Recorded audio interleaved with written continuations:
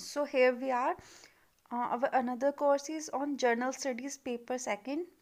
We will read some topics that are beneficial for us regarding Journal Studies paper second, and it will add value to our preparation. So the first topic we are going to cover is doctrine of basic structure. So first of all, we read the basic structure. Basics. According to the Constitution, Parliament and the state legislature in India have the power to make laws within their respective jurisdictions. So it means to say that our Constitution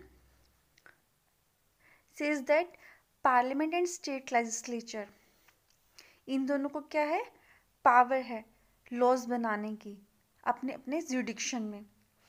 this power is not absolute in nature. Here is a limit that this power is not absolute. The Constitution vests in the judiciary the power to adjudicate upon the constitutional validity of all laws. तो constitution ने क्या किया है, judiciary को ये power दी है कि वो क्या चेक करे कि कॉन्स्टिट्यूशनल वैलिडिटी क्या है लॉज की, कि जो लॉज बनाए गए हैं that are correct according to the constitution. If a law made by Parliament or the state legislatures violate any provision of the Constitution, the Supreme Court has the power to declare such a law invalid or ultra vires. अगर हमारा parliament और state legislature कोई भी law बनाता है जिससे हमारा constitution violet होता है, then here Supreme Court came in the role, and Supreme Court has the power to declare such a law invalid or ultra vires. This check notwithstanding, the founding fathers wanted the Constitution to be an adaptable document rather than a rigid framework for governance. Hence, the Parliament was invested with the power to amend the Constitution. Here it means कि जो हमारे constitution के founding fathers थे या फिर constitution makers थे, वो चाहते थे कि हमारा कॉन्स्टिट्यूशन क्या हो, अडेप्टेबल डॉक्यूमेंट हो, मतलब जिसमें चेंजेस किए जा सकें and something new can be added in that instead of rigid framework. ना कि वो जो डॉक्यूमेंट है हमारा कॉन्स्टिट्यूशन वो क्या बन जाए, rigid. तो there must be a flexibility in our constitution. इसीलिए हमारे कॉन्स्टिट्यूशन को क्या कहा जाता है, it is called as living document. Hence, Parliament was invested with the power to amend the Constitution, and therefore, our Parliament has the power to amend the Constitution. Article 368 of the Constitution gives the impression that Parliament's amending powers are absolute and encompass all parts of the document. So, according to Article 368, it gives the impression that Parliament amending powers are absolute. कि जो parliament की amending power है वो क्या है, असीमित है, ऐसा हमें प्रतीत होता है. But the supreme court has acted as a brake to the legislative enthusiasm of parliament ever since independence. लेकिन जब से हमें आज़ादी मिली है तब से लेकर सुप्रीम कोर्ट ने क्या किया है, एक ब्रेक की तरह अपना रोल प्ले किया है.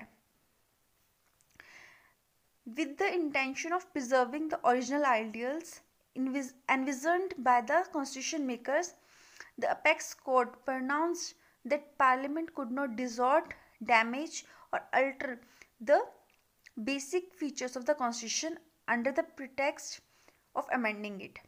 जिसलिए हमारा कॉन्स्टिट्यूशन बनाया गया है, जिस इंटेंशन से और जिन ओरिजिनल आइडियाज़ से हमारा कॉन्स्टिट्यूशन बनाया गया है वो सुरक्षित रहे, इसलिए जो हमारा सुप्रीम कोर्ट है that is called apex court, वो यह चेक रखता है हमेशा कि जो पार्लियामेंट है वो अमेंडमेंट की आड़ में या अमेंडमेंट की बात को रखकर कभी भी हमारे जो कॉन्स्टिट्यूशन है उसको डिस्टॉर्ट ना करे, डैमेज ना करे, अल्टर ना करे अमेंडमेंट के बहाने.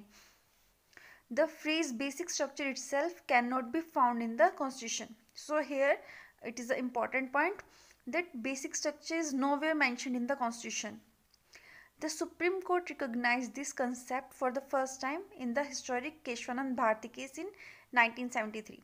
So, the doctrine of basic structure, this concept first came in the year 1973, in which case Keshwanand Bharti case. Ever since, the Supreme Court has been the interpreter of the Constitution and the arbiter of all amendments made by Parliament. तो हमेशा से ही जो supreme court है वो क्या रहा है, constitution का इंटरप्रेटर रहा है और एक आर्बिटर का भी इसने रोल परफॉर्म किया है. So we need to discuss Keshavananda Bharati case as it is very important and it is one of the important case till now, and it is the case from where the idea of basic structure came into existence. So here we come.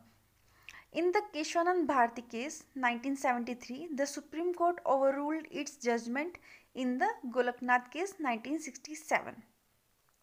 तो जो Keshavananda Bharati case था 1973 का, उसमें supreme court ने क्या किया है, अपने प्रीवियस जो जजमेंट था उसको ओवररूल किया है.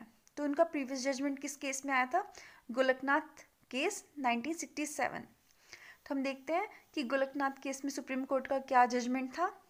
In the Golaknath case, the Supreme Court ruled that the fundamental rights are given a transcendental and immutable position, and hence the Parliament cannot abridge or take away any of these rights.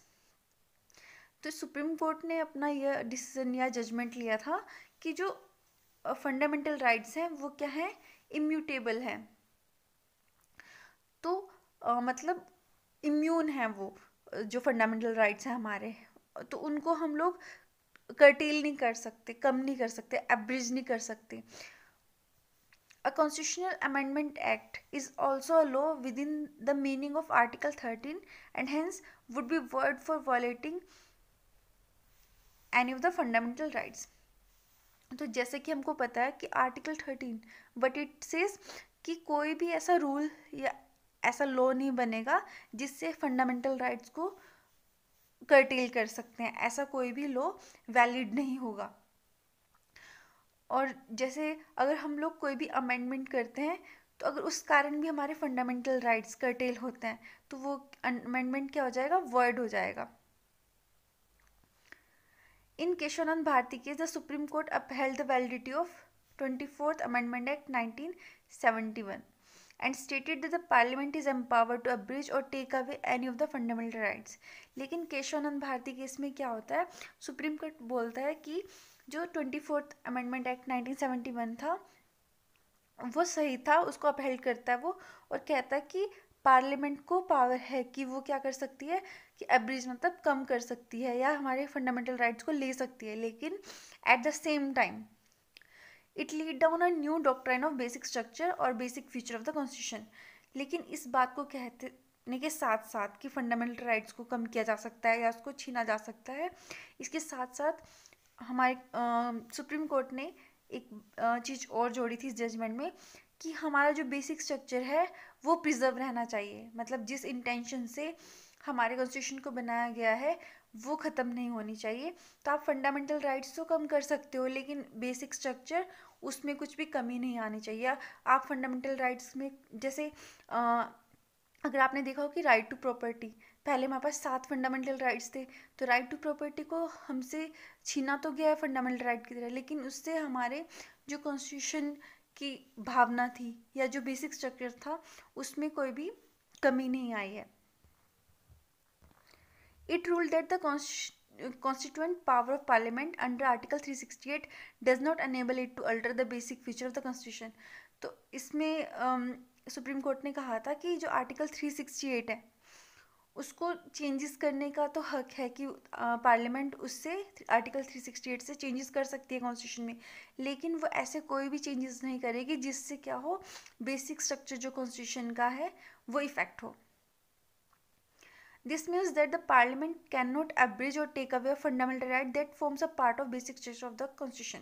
कि parliament ऐसा कोई fundamental rights हमसे छीन नहीं सकती या उसको कम नहीं कर सकती जो बेसिक स्ट्रक्चर का पार्ट हो.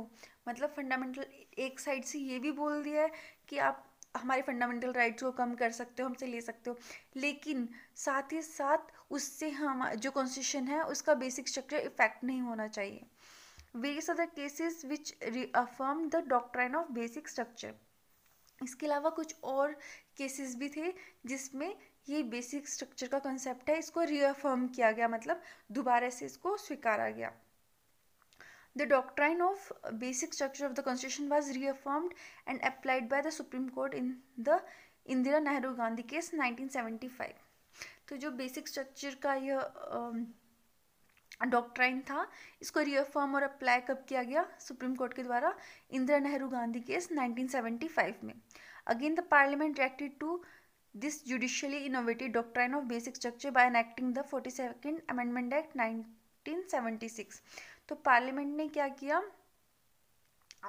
जो इस डॉक्ट्राइन ऑफ बेसिक स्ट्रक्चर के अगेंस्ट उन्होंने क्या किया कि 42nd अमेंडमेंट एक्ट 1976 इसको एनेक्ट कर दिया. This act amended article 368 and declare that there is no limitation on the constitutional या constituent power of Parliament and no amendment can be questioned in any court on any ground including that of the contravention of any of the fundamental rights. उन्होंने article 368 को amend किया किससे? 42nd amendment 1976 से, और उसमें declare किया कि हम मतलब इनके ऊपर there is no limitation on the constituent power of Parliament, की पार्लियामेंट के ऊपर कोई भी लिमिटेशन नहीं है, मतलब कोई भी रोक नहीं है. No amendment can be questioned in any court, कि अगर पार्लियामेंट कोई भी अमेंडमेंट करती है उसको क्वेश्चन नहीं उसके ऊपर रेज किया जाएगा, उसको क्वेश्चन नहीं किया जाएगा किसी भी कोर्ट में, ऑन एनी ग्राउंड, किसी भी ग्राउंड पर, including that of contravention of any of the fundamental rights, यहाँ तक कि इस ग्राउंड पर भी नहीं कि उस अमेंडमेंट से फंडामेंटल राइट्स वायलेट होते हैं.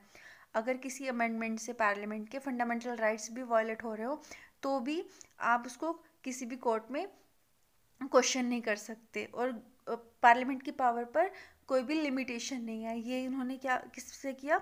आर्टिकल 368 में इन्होंने चेंजेस किए किस अमेंडमेंट एक्ट से? 42nd अमेंडमेंट एक्ट 1976 से. However the supreme court in the Minerva mill case 1980 invalidate this provision as it excluded judicial review which is the basic feature of the constitution. लेकिन क्या होता है कि जो मिनर्वा मिल केस था 1980 का जो मिनर्वा मिल केस था उसमें गवर्नमेंट ने क्या किया, सुप्रीम कोर्ट ने क्या किया, मिनर्वा मिल केस 1980 में सुप्रीम कोर्ट ने क्या किया, उन्होंने इनवैलिडेट कर दिया किस चीज़ को? जो आर्टिकल 368 में इन्होंने अभी चेंजेस किए थे उसको इनवैलिडेट किया. क्यों? क्योंकि इससे क्या है, जुडिशियल रिव्यू का जो हमारे सुप्रीम कोर्ट को जुडिशियल रिव्यू का जो राइट है और वो बेसिक स्ट्रक्चर का पार्ट है, जो जुडिशियल रिव्यू है वो बेसिक स्ट्रक्चर का है, बेसिक फीचर है कॉन्स्टिट्यूशन का. तो ये हमसे छीना जा रहा था, सुप्रीम कोर्ट से छीना जा रहा था, इसलिए उन्होंने इस बेस पर कि ये बेसिक स्ट्रक्चर को इफेक्ट कर रहा है, जो कि कौन सा है बेसिक स्ट्रक्चर का कौन सा फीचर बोल रहा है? जुडिशियल रिव्यू वाला फीचर, इसको इफेक्ट कर रहा है. तो इन्होंने इस बेस पे मिनर्वा मिल केस 1980 में इनवैलिडेट कर दिया 42nd अमेंडमेंट एक्ट 1976 के इस प्रोविज़न को. And now come Waman Rao case 1981. Waman Rao case 1981 में क्या होता है? The supreme court adhered to the doctrine of the basic structure and further clarified that it would apply to the constitutional amendments enacted after April 24, 1973, the date of judgment in the Keshavananda Bharati case. तो वामन Rao case 1981 में क्या होता है कि supreme court अभी भी अपनी बात पर अडिग रहता है, किस बात पर? बेसिक स्ट्रक्चर वाले जो अपने जजमेंट थे उसको ही क्लैरिफाई करता है और ज़्यादा, और क्या कहता है कि जो कॉन्स्टिट्यूशनल अमेंडमेंट्स 24 अप्रैल 1973, 24 अप्रैल 1973 के बाद जो भी कॉन्स्टिट्यूशनल अमेंडमेंट होंगी उन पर लागू होगा, क्योंकि जो 24 अप्रैल 1973 है केशवानंद भारती जजमेंट की, जो केशवानंद भारती केस था 1973 उसकी जजमेंट की डेट है. तो इसके बाद जो भी कॉन्स्टिट्यूशनल अमेंडमेंट एक्ट्स आएंगे उस पर ये अप्लाई होता है जजमेंट. तो हम लोग कुछ देख लेते हैं बेसिक स्ट्रक्चर या बेसिक फीचर्स जो हमारे कॉन्स्टिट्यूशन के हैं. तो वैसे बेसिक हमने पढ़ा था कि बेसिक स्ट्रक्चर या बेसिक फीचर को कहीं पर भी कॉन्स्टिट्यूशन में एक्सप्लेन नहीं किया गया है, ना ही ये बताया गया है एग्जैक्टली सब कुछ कि क्या क्या चीज़ें बेसिक स्ट्रक्चर के अंडर आती हैं, लेकिन डिफरेंट केसेस से कुछ एक चीज़ें हैं जिसको हमारे सुप्रीम कोर्ट ने बताया कि ये बेसिक स्ट्रक्चर का पार्ट है। उनमें से हम कुछ पढ़ेंगे, जैसे supremacy of the constitution, it is the basic feature of our constitution. What is that basic feature? Supremacy of the constitution. Next is sovereign, democratic and republican nature of the polity. Sovereign, democratic and republican nature of the Indian polity. Secular character of the constitution. Separation of powers between the legislature, the executive and the judiciary. Federal character of the constitution. Unity and integrity of the nation. Welfare state, that is socio-economic justice. Judicial review, freedom and dignity of the individual. Parliamentary system, rule of law, harmony and balance between fundamental rights and directive principles. Principle of equality, free and fair elections, independence of judiciary, limited power of parliament to amend the constitution, effective access to justice, principles or essence underlying fundamental right, powers of Supreme Court under Article 32, 136, 141 and 142, powers of High Court under Article 226 and 227. So that's it for now.